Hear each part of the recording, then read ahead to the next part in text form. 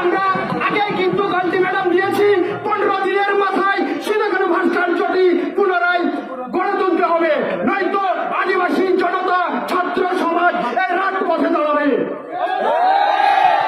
সংগ্রামী বন্ধুগণ, আমরা অনেক দুঃখ ভ্রান্তারত্ব নিয়ে বলতে চাই, আদিবাসীদের যে আদিবাসী বাংলাদেশকে গড়ে তুলেছে বৈচিত্র্যময়, সেই আদিবাসীদেরকে নিয়ে করা হয় তামাশা। প্রতিদিন বিগত সালে যে সরকার এসেছে সেই সরকারই আদিবাসীদের নিয়ে তামাশা করেছে। আদিবাসীদের ন্যায্য দাবি কখনো পূরণ হয়নি। প্রতিবার আমরা জানি বাংলাদেশের আদিবাসী শান্তিপ্রিয়, বাংলাদেশের আদিবাসী কখনো রাজপথে নামতে চায়নি, কিন্তু আমাদেরকে বাধ্য করেছে রাজপথে নামতে।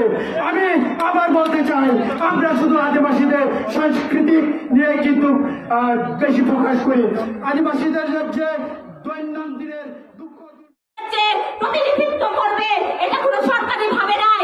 আমরা এই আদিবাসীদের একটা বৃহৎ অংশ এই সমতলে আদিবাসী রয়েছে, অবশ্যই এই আদিবাসীদের পক্ষ থেকে একজন প্রতিনিধি নির্বাচন করতে হবে।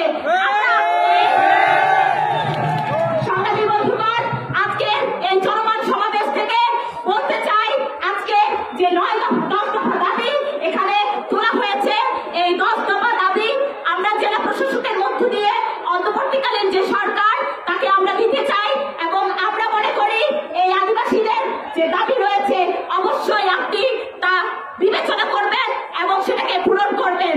সংগ্রামী বন্ধুগণ,